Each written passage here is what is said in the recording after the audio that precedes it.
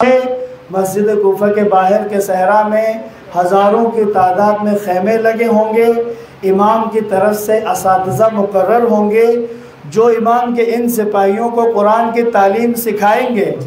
جس کی تعلیم مکمل ہوگی وہ مسجد کوفہ میں داخل ہوگا۔ اب اندازہ کر لیں کہ جب ظہور کے بعد اہمیت جو ہوگی، دیکھیں نا، امام زمان نے اس معیار کو قائم کرنا ہے جو معیار اللہ کے نبی نے قائم کیا تھا۔ اللہ کے نبی جب بھی کسی مہم پہ کسی کو بھیجتے تو اس مہم پہ سربراہ اسے بناتے جس کو ان سب سے زیادہ قرآن کا علم ہوتا۔ نہ اللہ کے نبی عمر دیکھتے، نہ اللہ کے نبی قبیلہ دیکھتے، بس دیکھتے کہ ان میں سے قرآن کا علم کس کے پاس زیادہ ہے۔ جس کے پاس علم قرآن زیادہ ہوتا اسی کو آپ سربراہ مقرر کر کے مہم روانہ کرتے۔ اب میں اور آپ اس مولا کے ماننے والے ہیں کہ جب بھی کسی مہم پر علی تھے تو ہر دفعہ علی ہی اس مہم کے سربراہ مقرر ہوئے ہیں۔ کیوں؟ کیونکہ علی سے زیادہ قرآن شناس پیغمبر کی نظر میں کوئی نہیں تھا۔ کتنی دفعہ ایسا ہوا، بڑے بڑے نامور اصحاب موجود ہوتے تھے لیکن سربراہ کوئی اور ہوتا تھا۔ کس لیے؟ کیونکہ اسے قرآن زیادہ آتا تھا۔ لیکن جب بھی امیر المومنین کسی مہم میں ہوئے سربراہ علی ہیں۔ کیوں؟ کیونکہ اس پورے مہم میں جتنے بھی اصحاب تھے ان میں علی سے زیادہ قرآن کا پتہ کسی کو نہیں تھا۔ تقاضا ہے علی والوں کی بھی یہی پہچان ہونی چاہیے۔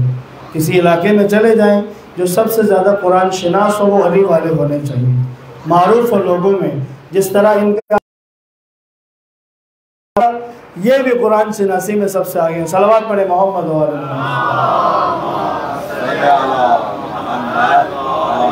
محمد۔ بس عرض کرنے کا مقصد، کچھ حقائق، کچھ قیمتی چیزیں ایسی ہیں کہ جب تک وہ کسی ماہر، کسی اس کی اہمیت کو پہچاننے والے کے سامنے نہ آئے تب تک اس کی اہمیت کا اندازہ نہیں ہوتا۔ اس لیے ہم سب کو یہ جو رسالت الحقوق اس موضوع کا انتخاب اس لیے کیا کہ ہمیں پتہ ہو کہ امام زمانہ کے آنے کے بعد کون سے قوانین رائج ہونے والے ہیں معاشرے میں، اور ہمیں اپنے آپ کو غیبت کے زمانے میں ان قوانین کا عادی بنانا ہے تاکہ امام کے تشریف لانے کے بعد اس دور کی زندگی مشکل نہ بنے کسی کے لیے۔ صلوات پڑھے محمد و علی محمد۔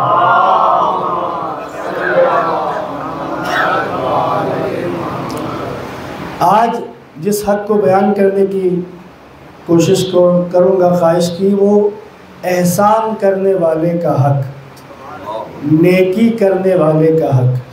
کسی نے اگر ہمارے ساتھ نیکی کی ہو، کسی نے ہمارے ساتھ احسان کیا ہو، تو امام زین العابدین علیہ السلام کے نزدیک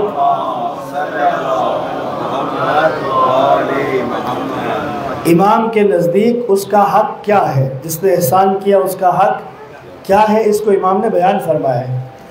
ایک دفعہ متن آپ کی خدمت میں پیش کرتا ہوں جو الفاظ امام نے استعمال کیے۔ امام نے احسان کرنے والے کے 3 حق بیان کیے، جس نے احسان کیا ہے اس کے 3 حق۔ امام فرماتے ہیں، پہلا، اس کے اس نیک کام اور اس کی خدمت کا شکر گزار رہے۔ اگر احسان کیا ہے، نیکی کی ہے، تو اس کی اس نیکی کا، اس نیک کام کا شکر گزار رہے اور اس کے احسان کو یاد کرے، بھولے نہیں اس کے احسان کو یاد کرے۔ اور دوسرا کام کیا کرے، دوسرا حق کیا ہے، زبان کے ذریعے اس کی نیکی کو اجاگر کرے، بیان کیا کرے کہ فلاں نے احسان کیا تھا مجھ پر، فلاں نے میرے ساتھ نیکی کی ہے، فلاں کا مجھ پر بہت بڑا احسان ہے۔ اس کے احسان کو اجاگر کرے اور اس کے حق میں دعا کرے۔ جس نے احسان کیا ہے، جس نے نیکی کی ہے، اس کا یہ حق ہے کہ اس کے حق میں دعا کرے۔ اگر کوئی ان باتوں پر عمل کرتا ہے تو گویا اس نے کھلم کھلا اور خفیہ طور پر اس کا حق ادا کر دیا، احسان والے کا حق ادا کر دیا۔ اگر اس کے لیے دعا کرتا ہے، اگر اس کے احسان کو لوگوں میں بیان کرتا ہے تو اس نے اعلانیہ خفیہ حق ادا کر دیا۔ اب تیسرا امام جو حق یہ جس پر احسان کیا گیا ہے، اس کے لیے ممکن ہو تو اس کی نیکیوں اور احسان کا بدلہ چکائے، اس نے جو احسان کیا ہے اس کا بدلہ چکائے، اگر ممکن ہو تو بدلہ چکائے، اور اگر ممکن نہیں ہے کہ ابھی میں اس کے احسان کا بدلہ چکاؤں تو یہ ارادہ رکھے کہ جیسے ہی حالات سازگار ہوں تو میں اس کے احسان کا بدلہ ضرور چکاؤں گا، اس کے احسان کا عوض اس کو ضرور دوں گا۔ پس قرآن مجید نیکی کی قدر ہے، نیکی کی قدر ہے، احسان کی قدر ہے۔ نیکی اور بدی برابر نہیں ہوتے۔ قرآن مجید کی سورہ فصلت کی آیت نمبر 34 میں اللہ تعالیٰ کا ارشاد ہے کہ نیکی اور بدی کبھی بھی برابر نہیں ہوتے۔ تم کیا کرو، اگر کوئی برائی کرے تو اس کی برائی کو نیکی کے ذریعے بدل دو، برائی کرنے والے کے مقابلے میں تم نیکی کرو، احسان کرو، نتیجہ کیا نکلے گا؟ قرآن کی آیت ہے 34 سورہ فصلت، نتیجہ کیا نکلے گا؟ وہ جو تمہارا سخت دشمن تھا وہ تمہارا گرمجوش دوست بن جائے گا۔ اگر تم بدی کا جواب نیکی سے دو تو وہ تمہارا جو دشمن تھا وہ تمہارا بڑا گرمجوش دوست بن جائے گا، بڑا محبت کرنے والا دوست بن جائے گا۔ اب ایک معیار یا دو معیار آ گئے، ایک معیار آیا احسان کرنے والے کے ساتھ احسان کرنا، حل جزاء الاحسان الا الاحسان، اسی طرح نیکی کرنے والے کے ساتھ نیکی کرنا۔ یہ وہ مرحلہ ہے جو انسان کے اوپر لازم ہے۔ ہمیں احسان فراموش نہیں بننا، کیونکہ گھرانے اہل بیت اپنے خانوادے کے افراد کو اور اپنے ماننے والوں کو احسان فراموشی نہیں سکھاتے، بلکہ اہل بیت نے جو سکھایا وہ اگلا قدم ہے۔ حل جزاء الاحسان الا الاحسان سے اگلا قدم کیا ہے؟ ادفع باللتی ہی احسن، برائی کو نیکی کے ذریعے دفع کرو۔ اگلا برائی کرے، جواب میں نیکی کرو، نتیجہ کیا نکلے گا؟ جس کے دل میں دشمنی تھی اس کے دل میں محبت پیدا ہو جائے گی۔ صلوات پڑھے محمد۔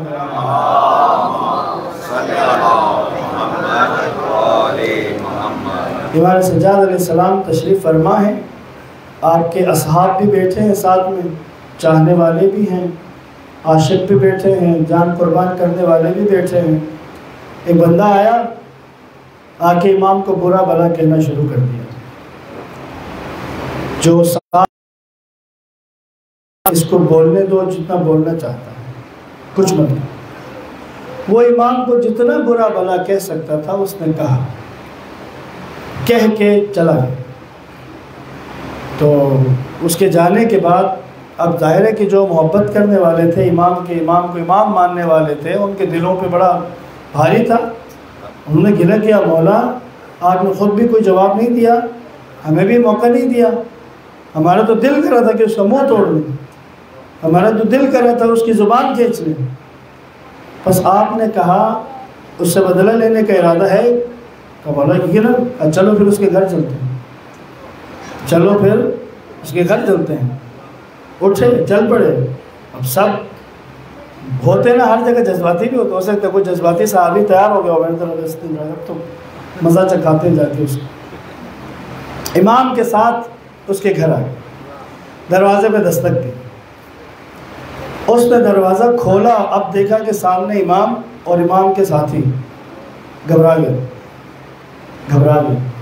اس کو جو گھبراتا دیکھا، امام نے کہا، بھائی ابھی جو تو نے آ کے مجھے جو برا بھلا کہا ہے، اگر میں ایسا ہوں تو خدا مجھے معاف کر دے، اگر میں ایسا نہیں ہوں تو خدا تجھے معاف کر دے۔ جو ہی اس نے یہ سنا، کہاں اس کا برا بھلا کہنا اور کہاں امام کا یہ کہنا، فوراً جو قرآن نے کہا نا، ادفع باللتی ہی احسن، برائی کا جواب نیکی سے دو، تو وہ جس کے دل میں دشمنی تھی وہ محبت امام کے قدموں میں گر پڑا، رونے لگا، روتے ہوئے کہتا ہے، میں دشمن کے پروپیگنڈے کا شکار تھا، اگر میں نے آپ کے دشمنوں میں سے کسی کے ساتھ یہ کیا ہوتا تو میرا سر اس وقت میرے بدن پر نہ ہوتا۔ آج مجھے پتہ چلا، قرآن کی ایک آیت اللہ نے قرآن میں کہا ہے خدا بہتر جانتا ہے کہ اپنی رسالت کو کہاں رکھے. کہتا ہے آج مجھے پتہ چلا کہ خدا نے آپ لوگوں کے گھر میں رسالت کو کیوں رکھا ہے. سمجھ آ گئی. وہ جو دشمن بن کے آیا تھا، دشمن بن کے سنا گیا تھا، دوست بن کے، محب بن کے پلٹ گیا. اب امام کا یہ عمل، اب یہ عمل نبی کی تعلیمات میں موجود ہے، یہ اللہ کے نبی کی سنت ہے. مکے میں جب اللہ کے نبی جب مکے میں تھے وہاں پتھر بھی مارے گئے، آپ نے جواب کوئی نہیں دیا. وہ جو کوڑا پھینکنے والی مائی جو تھی، لیکن جب ہجرت کر کے آپ مدینہ آ گئے تو مکہ کا ایک شاعر وہ اکثر اللہ کے نبی کے خلاف آپ کی توہین میں شعر پڑھا کرتا تھا. وہ مدینہ آ گیا کسی اپنے رشتہ دار سے ملنے. تو بعض اصحاب کو پتہ چلا، ان کے دل بڑے دکھے ہوئے تھے اس کے شعروں کی وجہ سے. تو وہ اسے پکڑ کے مسجد نبوی میں لے کے آئے. اب لے کے آئے تو پتہ چلا کہ یہ آیا ہوا ہے، یہ وہ کہ جس نے نبی کو اس قدر اذیت دی ہے، اس قدر دکھ دیا ہے. بس اب لے کے آئے، کہا کہ اب نبی اس کا فیصلہ کریں گے. اب جب نبی کی بارگاہ میں آئے تو وَمَا أَرْسَلْنَاكَ إِلَّا رَحْمَةً لِّلْعَالَمِينَ قرآن نے کہا آپ تو عالمین کے لیے رحمت ہے، دشمن کو معاف کرنے والے، مکہ میں اتنی تکلیفوں کے باوجود دعائیں دینے والے، پتھر کھا کر دعا دینے والے. لیکن آج تھوڑا سا مزاج بدلا ہوا تھا، آج پیغمبر کا مزاج تھوڑا بدلا ہوا ہے. لے کے آئے، کہا علی کہاں ہے، علی کو بلائیں. امیر المومنین آئے.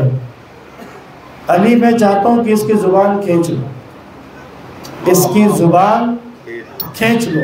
جس زبان سے اس نے میری مذمت میں شعر پڑھے ہیں اس کی زبان کھینچ لو.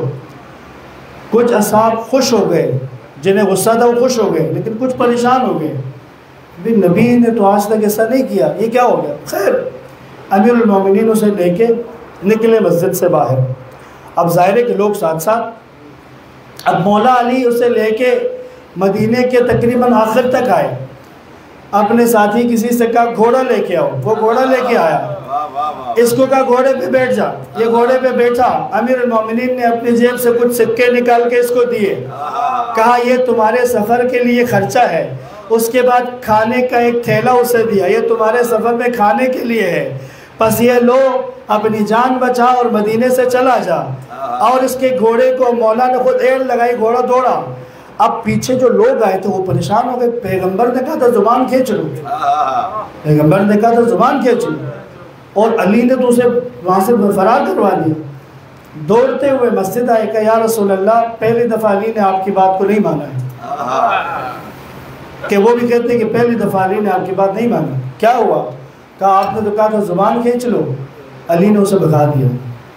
اللہ کے نبی نے کہا اگر میں اپنے طالب علمانہ جملے میں کہوں تمہیں علی کو سمجھنے کے لیے کم سے کم 1 دن لگ جائے. کہا میرے جواب کے بجائے کل کا انتظار کرو، کل کا انتظار کرے. پیغمبر جانتے ہیں کہ علی نے کیا کیا ہے، لیکن ان سے کہا کل کا انتظار کرو. اب اگلے دن مدینے میں شور ہوا. وہ جو شاعر کل جسے علی نے فرار کروایا تھا وہ اس وقت مسجد نبوی کے باہر کھڑا ہے اور مدینے کے لوگ اس کے سامنے جمع ہو رہے ہیں. اب مدینے کے لوگ جمع ہوئے اور اس نے کہا کہ میں نے کل کچھ شعر لکھے ہیں اور وہ چاہتا ہوں کہ آپ لوگوں کو سناؤں. لوگوں نے کہا تم تو پیغمبر کی مذمت کے شعر پڑھتے ہو. کہا ایک دفعہ میرے شعر سنو. اب جب اس نے شعر پڑھنے شروع کیے تو لوگوں نے دیکھا کہ وہ پیغمبر کی تعریف میں شعر کہہ رہا ہے، وہ تو پیغمبر کی نعت پڑھ رہا ہے. تو تب کسی نے کہا تم نے ایسا کیا ہوا تمہیں؟ کہتا میں جب جانے لگا تو مجھے احساس ہوا کہ ان سے بہتر کون ہو سکتا ہے جو اپنے ساتھ برا کرنے والے کے ساتھ یہ سلوک کریں. تب امیر المومنین کی بات لوگوں کو سمجھ میں آئی. پیغمبر نے کہا تھا اس کی زبان کھینچ لو. وہ جو زبان پیغمبر کی مذمت میں شعر کہتی تھی علی نے وہ کھینچ لی تھی اس کے ہاتھ سے. اب جو زبان اس کے پاس تھی وہ پیغمبر کی تعریف کرنے والی زبان تھی۔ صلوات پڑھے محمد و آل محمد۔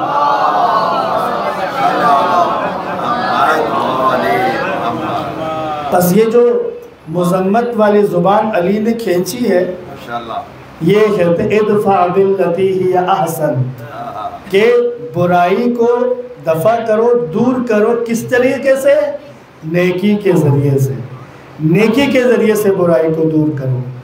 بس میرے اور آپ کے لیے بھی اپنے معاشرے کے اندر احسان کرنے والے کے ساتھ احسان کرنا۔ اب یہاں پہ تاکید جو امام جعفر صادق علیہ السلام نے فرمائی،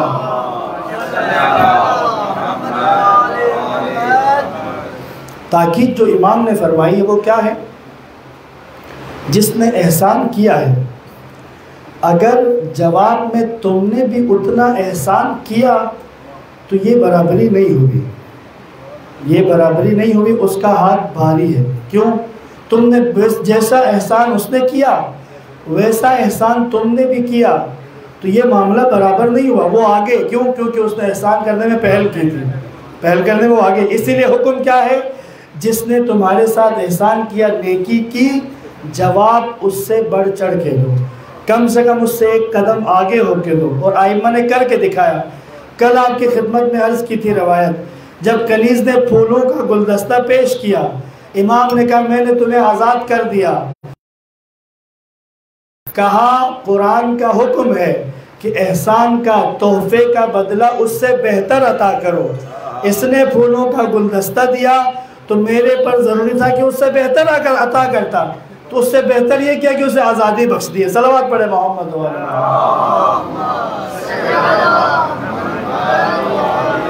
محمد۔ پس عزیزان محترم کہ یہ احسان کے بدلے میں احسان یہ واقعی اثر کرتا ہے۔ اگر آپ میں سے کوئی ایران گئے ہوں زیارات پہ، تو تہران میں ہم زیارت کے لیے جاتے ہیں حضرت شاہ عبدالعظیم حسنی کے روزے پہ۔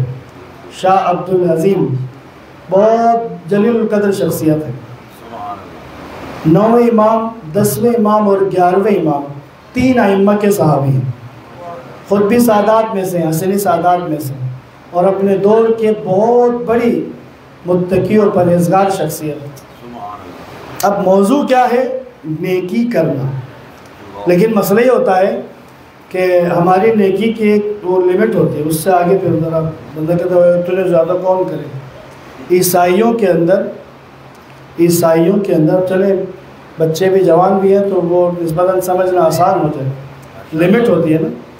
عیسائیوں کے اندر ایک غلط تعلیم حضرت عیسیٰ کی نہیں ہے، بعد میں بنا کے حضرت عیسیٰ سے منسوب کی گئی ہے، اور وہ عیسائیوں میں معروف کرا دی گئی۔ کیا کہ عیسیٰ مسیح نے کہا اگر کوئی تمہارے ایک گال پہ تھپڑ مارے تو دوسرا بھی آگے کرو۔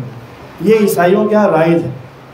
جرمنی میں ایک سڑک کے کنارے ایک عیسائی پادری، عیسائی عالم دین، وہ ذرا تھا ہیوی اور اونچا، وہ ایک بندے کی پٹائی کر رہا تھا۔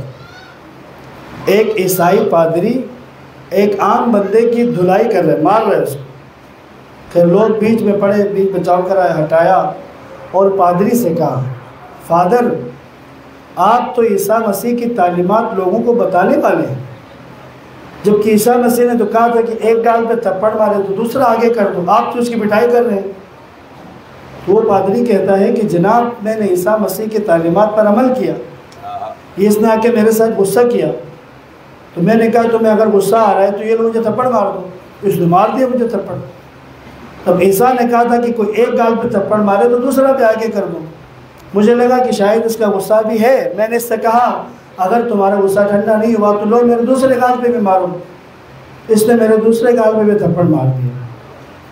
عیسیٰ نے کہا تھا ایک گال پہ تھپڑ مارے تو دوسرا آگے کر دو، لیکن دوسرے پر بھی اس نے مار دیا۔ پھر میں نے کہا اس سے آگے تو عیسیٰ نے کچھ نہیں کہا، تو پھر میں نے اپنا بدلہ لے لیا۔ اس سے لمٹ ہوتی ہے نا، ہر ایک کی اپنی ایک لمٹ ہوتی ہے، اس لمٹ سے آگے نہیں۔ ہم برداشت کریں گے جی، کریں گے، نیکی برائی کا جواب نیکی سے دیں گے، لیکن ایک لمٹ تک دیں گے، ٹھیک ہے؟ یہ تو خیر عیسائیت کا ایک تھا، لیکن آئیں اہل بیت کے ہاں کیا ہوتا ہے۔ شاہ عبدالعظیم 11ویں امام نے ان کی ذمہ داری لگائی کہ امام 12ویں امام کی غیبت میں جانے کی خبر کو تہران میں موجود 11ویں امام کے نمائندے اور وہاں کے شیعوں تک یہ خبر پہنچانی ہے۔ یہ ذمہ داری شاہ عبدالعظیم کی لگی۔ آج میں اور آپ اگر تہران جاتے ہیں، ان کی زیارت تہران میں کیوں ہے؟ کیونکہ یہ 11ویں امام کا وہ پیغام لے کے یہاں آئے تھے، پیغام لے کے یہاں آئے تھے۔ جب مدینے سے نکلے تو شاہ عبدالعظیم اس قدر معروف تھے کہ بنو عباس کے سپاہیوں کا ایک پورا دستہ ان کی تلاش میں تھا کہ ان کو گرفتار کر کے پیش کرنا ہے۔ تو اب ان کے پیچھے دستہ بھی تھا، لیکن یہ نکل جاتے تھے، یعنی یہ چلے جاتے پھر دستہ وہاں پہنچتا، یہاں تک کہ ایک سرائے میں جا کے انہوں نے پڑاؤ ڈالا، اپنی شناخت چھپائی ہوئی تھی۔ وہاں پر بنو عباس کا ایک بڑا وفادار عرب، بہت وفادار، یعنی جس نے اپنا دین ایمان سب کچھ بھی بنو عباس کے لیے قربان کیا ہوا، ایک ایسا عرب، وہ اسے ان پہ شک ہوا، اسے لگا کہ یہ جو نظر آ رہے ہیں وہ نہیں ہیں۔ اس نے ان کا پیچھا کرنا شروع کیا، پھر اسے پتہ چلا کہ یہ شاہ عبدالعظیم ہے۔ اب اس نے اپنا زور لگایا کہ انہیں کسی طرح گرفتار کرے، گرفتار کر کے پھر ان کو واپس لے جائے، وہاں بنو عباس جو ان کے پیچھے تلاش میں ہیں ان کو لے جا کے حوالے کر دے۔ لیکن شاہ عبدالعظیم اس پر بہت رحم کرتے تھے، ایک دو جگہوں پہ کٹھے ہو گئے، لیکن مجوسیوں نے ان کو پکڑ لیا، شاہ عبدالعظیم کو بھی پکڑ لیا اور اس عرب کو بھی پکڑ لیا۔ اب دونوں کو قید میں رکھا ہوا ہے، قید میں رکھا ہوا ہے، مجوسی تھا۔ لیکن جو ہی اس مجوسی جو ان کا لشکر وہ جو تھا ان کا سربراہ، انہیں پتہ چلا کہ یہ علی کی اولاد میں سے ہے، زندان سے نکال کے باہر لے آیا، کہا ہمیں علی سے بڑی عقیدت ہے، ہم تمہارے دین میں نہیں ہیں لیکن علی کا احترام کرتے ہیں، تمہارے جد کا احترام ہے، اس لیے تمہیں ہم زندان میں نہیں بٹھا رہے، ہمارے ساتھ بیٹھو، کھانا ہمارے ساتھ کھاؤ۔ اللہ اکبر۔ روٹی سامنے رکھی، شاہ عبدالعظیم نے نہیں کھائی، عباس کے حوالے کرنا چاہتا ہے، کہا اسے بھی دو۔ کہتے کیوں دیں، وہ تو تمہارا دشمن ہے؟ کہا نہیں، وہ میرا نہیں، وہ اپنے نفس کا دشمن ہے، اسے پتہ نہیں ہے کہ میرے ساتھ دشمنی میں اس کا فائدہ نہیں، اس کو نقصان ہے، مجھے تو پتہ ہے نا کہ وہ اپنے نفس کا دشمن ہے، میں اس کا ساتھ دے رہا ہوں، اسے بھی روٹی دو۔ خیر شاہ عبدالعظیم کو وہاں سے اس مجوسیوں نے چھوڑ دیا، لیکن وہ جو عرب تھا وہ ایران کی سرحد تک اور داخل ہونے تک پوری کوشش میں تھا کہ کسی طرح شاہ عبدالعظیم کو گرفتار کر کے پہنچائے، قدم قدم پہ نیکی سے جواب دیتے رہے، لیکن اس عرب کے دل میں کوئی نرمی ابھی تک نہیں آئی۔ لیکن یہ شاہ عبدالعظیم کا حوصلہ تھا، یہاں تک کہ یہ تو ایران میں داخل ہو گئے اور وہ عرب کسی کے حضر ہوا، دیکھا تو وہی عرب غلام بنا بیٹھا ہے، غلام بن کے وہاں فروخت ہونے کے لیے بیٹھا ہوا ہے۔ تو شاہ عبدالعظیم بیچنے والے کے قریب گئے، کہا یہ جو غلام ہے یہ کتنے میں بیچ رہے ہو؟ اس نے کہا اسے مت خریدے، بڑا خراب ہے، بڑا ہٹ دھرم ہے، کسی کام کا نہیں ہے، اسے مت خریدے، نہ آپ کا کوئی کام کرے گا، جب سے میں نے خریدا ہے میں مصیبت تنگ آ گیا ہوں اس سے، اسے آپ نہ لیں، آپ یہ والا فلاں والا لیں۔ شاہ عبدالعظیم کہا نہیں، مجھے یہی چاہیے، مجھے یہی چاہیے۔ 9 سکے سونے کے، اب ایک سونا سکے کا کتنا ہوتا ہے؟ کہا 9 سکے سونے کے دیں اور لے جائیں۔ آپ نے کہا میرے پاس صرف 8 سکے ہیں، صرف 8 سکے۔ شاہ عبدالعظیم کے پاس اس وقت کل دولت ہی 8 سکے تھے، میرے پاس صرف 8 سکے ہیں، یہ لو اور دے دو۔ وہ بھی جان چھڑانا چاہ رہے، لے جائیں اس کو۔ اب اسے اٹھا کے لے آئے، اب یہ کچھ نہیں بول رہا، خاموش ہے، چپ۔ آیا مسجد میں آ گئے، وہاں شاہ عبدالعظیم بیٹھے، یہ سامنے بیٹھ گیا۔ شاہ عبدالعظیم کہتے ہیں دیکھو میں نے تمہیں اپنا غلام بنانے کے لیے نہیں خریدا، میں نے تمہیں آزاد کیا، جو روٹی مجھے ملے گی اس میں سے آدھی تمہیں دے دیا کروں گا، جو لباس میرے پاس ہے اس میں سے آدھے تمہارے۔ اور کہا، ایک جملہ اس کو کہا، مجھے پتہ تم شراب پینے کے عادی ہو، بس مجھ سے شراب مت مانگنا، ہم شراب تمہیں نہیں فراہم کر سکتے، اور باقی تمہاری مرضی، اگر تم واپس لوٹ جانا چاہو تم واپس چلے جاؤ، یہاں رکنا چاہو تو میرے ساتھ رکو، میری طرف سے آزاد ہو۔ میں چاہتا ہوں کہ باقی زندگی آپ کا غلام بن کے رہوں یہاں پہ۔ ادفع باللتی ہی احسن، برائی کو نیکی سے دور کرو۔ لیکن شاہ عبدالعظیم نے چند ہزار کلومیٹر کا سفر کیا ہے، اور اس سفر میں کئی دفعہ ایسا ہوا ہے کہ انسان تحمل نہیں کر سکتا کہ اس طرح برائی کرنے کے والے کے ساتھ نیکی کی جائے۔ لہٰذا بس ہم سب کو یاد رہے کہ یہ جو تعلیم ہے، پہلا سٹیپ کیا ہے؟ جس نے تمہارے ساتھ نیکی کی ہے اس کے ساتھ نیکی کرو۔ احسان فراموش کے لیے اہل بیت کے ہاں کوئی جگہ نہیں ہے۔ پانچویں امام کی حدیث ہے، جس نے تم پر احسان کیا ہے، چاہے وہ مسلمان ہو، کافر ہو، جو بھی ہو، تمہیں اس کے احسان کا بدلہ احسان سے چکانا ہے۔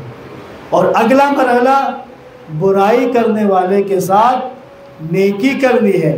یہی تعلیم بھی دی ہے، عمل بھی کر کے دیا ہے۔ صلوات پڑھیں محمد و آل محمد۔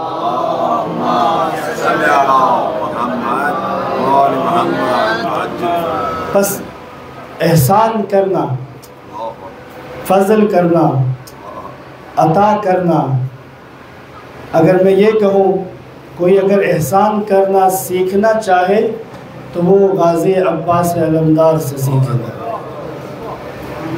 احسان، کرم۔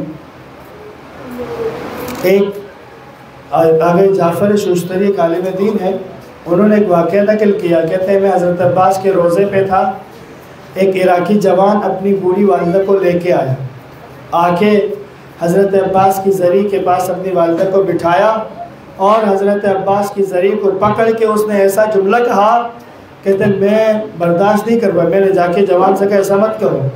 کہتے ہیں کیا کہا؟ حضرت عباس کے پاس آ کے کہا، اے غازی عباس علمدار، میں پوری دنیا سے مایوس ہو کر آپ کے پاس آیا ہوں۔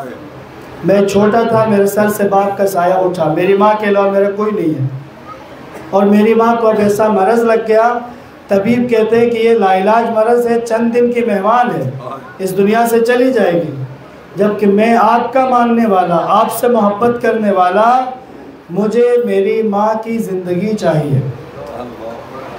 اچھا، اگلا جملہ کیا کہا؟ اگر آپ کے روزے سے میری ماں کو شفا نہیں ملی تو میں نجف جا کے آپ کے بابا کو آپ کی شکایت کروں گا۔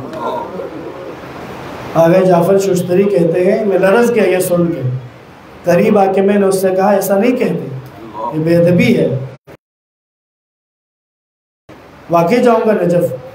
اور اس کے بعد بیٹھ کے گریہ کرتا رہا، کچھ وقت گزرا اور وہ جوان اٹھ کے چل پڑا باہر کی طرف، جیسے کہ واقعی نجف کے لیے نکلا ہوں۔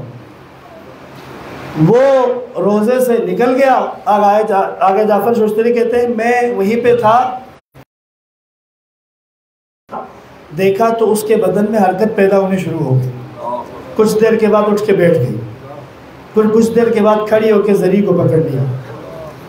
کہتے یہ منظر تو میں نے دیکھ لیا، کہتا میں انتظار کر رہا ہوں کہ اس کا بیٹا کب آئے۔ اس عورت نے بھی کہا میرا بیٹا کہاں ہے؟ کہتے کچھ دیر کے بعد دیکھا تو وہ حرم میں دوڑتا ہوا داخل ہو رہا ہے، آیا، آ کر ماں کو گلے لگایا، رو رہا تھا، آتے ہوئے باہر سے آتے ہوئے رو رہا ہے، ماں کو گلے لگایا اور روتے ہوئے حضرت عباس کی زری سے کہا مجھے معاف کر دے، میں دوبارہ ایسا جملہ نہیں کہوں گا۔ کہتے میں قریب کیا، میں نے اس سے پوچھا تمہاری ماں کے ساتھ جو وہ تو میں نے دیکھ لیا، تم کہاں گئے؟ تم کہاں گئے؟ کہتے میرا دل بڑا بجھا ہوا تھا، کھڑا ہوا تھا، میں یہی سوچ کے گیا تھا میں نجف جاؤں گا، میں یہی سوچ کے گیا تھا میں نجف جاؤں، جا کے امیر المومنین سے کہوں گا کہ میں آپ کے بیٹے کے پاس میں گیا ہوں، انہوں نے میرا مسئلہ حل نہیں کیا۔ کہتے یہی سوچ کے میں نکلا تھا۔ کہتے جب میں کربلا حرم سے کافی دور گیا، آبادی ختم ہونے لگی، صحرا شروع ہونے لگا، تو وہاں دیکھا تو ایک گھڑ سوار آیا جس نے نقاب کیا ہوا تھا. مجھ سے کہتا کہاں جا رہے ہو؟ کہتے میں نے کہا میں نجف جا رہا ہوں. کہتے کیوں جا رہے ہیں؟ کہتے تمہیں اس سے کیا؟ کہتے بتاؤ تو صحیح، شاید میں تمہاری کو مدد کروں.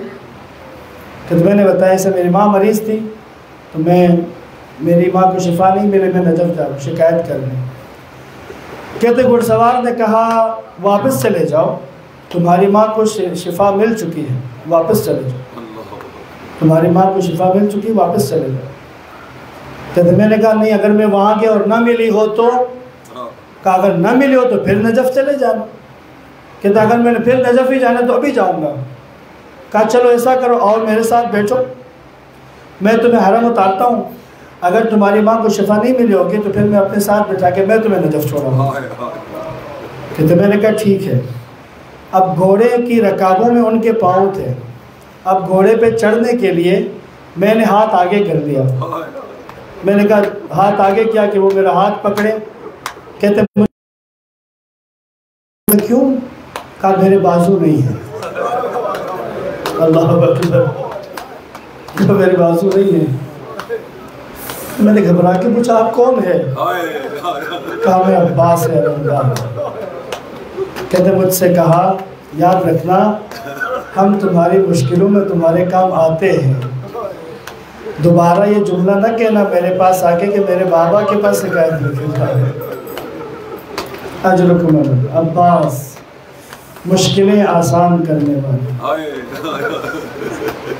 کہتے نا حضرت عباس کو یا کاشف الکرب عن وجہ الحسین، حسین کے چہرے پر آنے والی تکلیف کو دور کرنے والا.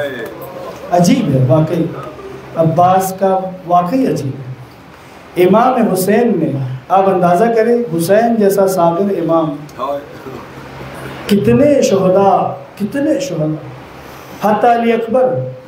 امام نے جملہ یہ نہیں کہا، جب کہا ہے نا تو عباس کی جنازے پہ کھڑے ہو کے کہا الان انکسرت ظہری، اب میری کمر ٹوٹی ہے. یعنی امامت کی کمر ٹوٹ گئی ہے عباس کے جنازے سے. پس حضرت عباس آئے، کہا آقا اجازت دیں کہ میں جاؤں میدان میں؟ کہا عباس تم تو میرے لشکر کے علمدار ہو، تمہیں کیسے جانے دوں؟ روایت کا جملہ ہے کہ حضرت عباس نے ایک دفعہ دائیں دیکھا، ایک دفعہ بائیں دیکھا اور کہا آقا اگر برا نہ منائے تو میرا لشکر تو ہے نہیں کہ جس کا میں علمدار ہوں، میرے سارے سپاہی تو جا چکے ہیں، آقا مجھے اجازت دیں. پھر ایک جملہ کہا ہے آقا اجازت دیں کیونکہ میرا سینہ اب تنگ ہو رہا ہے، اب زندہ رہنے کی رمق خواہش ختم ہو گئی، میرے سارے جوان چلے گئے، میرے سارے پیارے چلے گئے، اجازت دے کہ جاؤں. جب یہ مکالمہ چل رہا تھا نہیں معلوم کون سا خیمہ تھا، بچوں کی آوازیں آئی، بچوں کی آوازیں، العطش کی، پیاس پیاس. جب آواز سنی امام حسین نے حضرت عباس کا بازو پکڑا، ہاتھ پکڑا، کا دیکھیں کون بھی آوازیں دے رہا ہے. ایک خیمہ تھا جس میں پانی کی مشکیں رکھی ہوئی تھی، پانی کی مشکیں. اب جب اس خیمے سے آواز آ رہی تھی، جب ہٹایا تو دیکھا چھوٹے چھوٹے بچے اس خیمے میں ہیں اور ہر مشق کو دیکھ رہے ہیں کہ کیا کسی میں کو پانی ہے، حتیٰ کہ مٹی کو ٹٹول رہے ہیں کہ اگر مٹی بھی گیلی ہو تو اپنے سینوں سے لگا لیں، کوئی ٹھنڈک محسوس ہو. اس منظر کو دیکھا، کہا عباس پہلے بچوں کے لیے پانی کا بندوبست کرو، پہلے پانی کا بندوبست. خیال عباس کے دل میں آیا، خیمے کے باہر سے سلام کیا، علی کی بیٹی کو میرا سلام.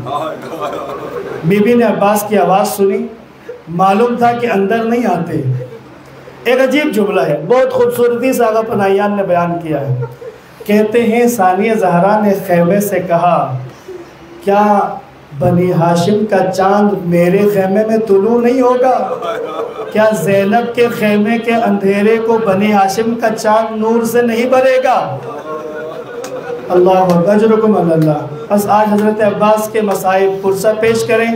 عباس کا پرسہ کس کو پیش کریں؟ مولا حسین کو پیش کریں، امیر المومنین کو، نہیں، میرے خیال میں حضرت عباس کا پرسہ جناب سیدہ کو پیش کیا جائے جنہوں نے عباس کو اپنا بیٹا کہا ہے۔ اللہ اکبر، اجرکم علی اللہ۔ آج یقیناً رومال سیدہ میں یہ آنسو محفوظ ہونے والے ہیں۔ اس بی بی نے کہا عباس میرے خیمے میں تو آ۔ داخل ہو گئے، نظریں جھکائے کھڑے ہیں، نظر نہیں اٹھاتے۔ کہا کیا تم علی کے بیٹے نہیں ہو؟ کہا یقیناً میں علی کی بیٹی ہوں، تمہاری بہن ہوں، میری طرف دیکھو۔ کہتے ہیں میں ام البنین کا بیٹا، آپ زہرا کی بیٹی، تو مجھ میں ہمت نہیں ہوتی۔ کہا بس میری طرف دیکھ، میں نے تجھے ایک بات بتائی۔ دیکھا، کہتی ہیں بچپن میں چھوٹی تھی، بابا نے اپنی گود میں اٹھایا ہوا تھا، میں کھیل رہی تھی، اچانک بابا نے مجھے اٹھایا اور میری کلائیوں سے قمیض کا آستین ہٹا کے میری دونوں کلائیوں کے بوسے لیے۔ میں حیران ہو گئی اور میں پیچھے ہٹ گئی۔ میں نے کہا بابا آج تک آپ نے اس جگہ بوسہ نہیں دیا تھا، یہ کیا ہوا؟ کہتے ہیں بابا رونے لگے، روتے ہوئے کہنے لگے زینب تیری انہی کلائیوں میں رسیاں باندھی جائیں گی اور تجھے قیدی بنا کے لے جائیں گے۔ کہتے عباس میرا بابا کبھی جھوٹ نہیں بولتا، علی سچ بولنے والے انسان تھے، لیکن جب سے تم پیدا ہوئے اور تم بڑے ہونے لگے تو میں سوچا کرتی تھی جس کا عباس جیسا بھائی ہو اس میں جرأت ہوگی کہ اس کی کلائیوں میں رسیاں۔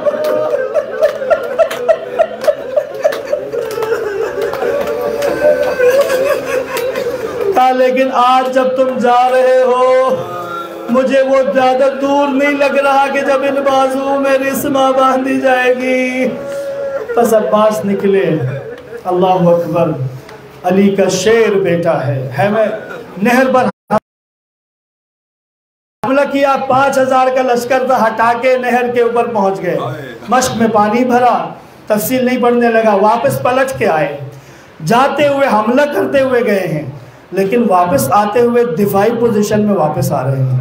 یعنی اب عباس کے پاس یقیناً کوئی ایسی قیمتی چیز ہے کہ جس کی حفاظت ضروری ہے، راستہ بدل کے دوسرے راستے سے آئے، کیوں چاہتے ہیں کہ فوج سے سامنا نہ ہو تاکہ پانی پہنچاؤں۔ اللہ اکبر، کچھ لعینوں نے کچھ درختوں کی اوٹ میں پناہ لی، کہا حسین کے علمدار کو جانے نہیں دینا، شمر لعین کی آواز گونجی، کہا اگر عباس نے پانی پہنچا دیا پھر لڑنے کے لیے آئے گا، اگر لڑنے کے لیے آیا تو پھر تم عباس کو نہیں روک پاؤ گے، اگر عباس کو گرانا ہے تو یہی موقع ہے۔ ایک لعین، بس کیا کہوں مزید، بس یہ تھا کہ ایک دفعہ امام حسین ایک اونچی جگہ پر دیکھ رہے ہیں ترائی کی طرف، دیکھا کہ علم واپس آ رہا ہے۔ بس مختصر کر دوں، 2 جملے کو میں ختم کرنے لگا ہوں، فرصت دے دیا۔ منظر یہ ہے، ایک اونچی جگہ پہ امام حسین کھڑے ہیں، ترائی کی طرف دیکھ رہے ہیں، خیمے کے دروازے سے زینب امام حسین کو دیکھ رہی ہے۔ اب یہاں عباس کی خبر حسین کی حالت کو دیکھتے ہوئے لی جا رہی ہے۔ انداز کیا ہے؟ بی بی نے دیکھا کہ ایک دفعہ حسین بے چین ہو گئے۔ اب بے چین کیوں ہو رہے ہیں؟ مولا نے دیکھا کہ علم آ رہا ہے واپس، لیکن اچانک دیکھا تو علم ذرا ڈولنے لگا ہے، کبھی علم دائیں جھک رہا ہے، کبھی بائیں جھک رہا ہے، کبھی دائیں جھک رہا ہے، کبھی بائیں۔ کچھ دیر کے بعد دیکھا کہ علم نظر نہیں آیا، دیکھا تو حسین کا ہاتھ بے ساختہ اپنی کمر کی طرف گیا۔ جب زینب نے دیکھا کہ حسین نے کمر پہ ہاتھ رکھا ہے، زینب نے کہا اما فضا، اب زینب کا پردہ بچنے والا نہیں ہے، حسین نے کمر تھام لی، یعنی عباس جا چکے ہیں۔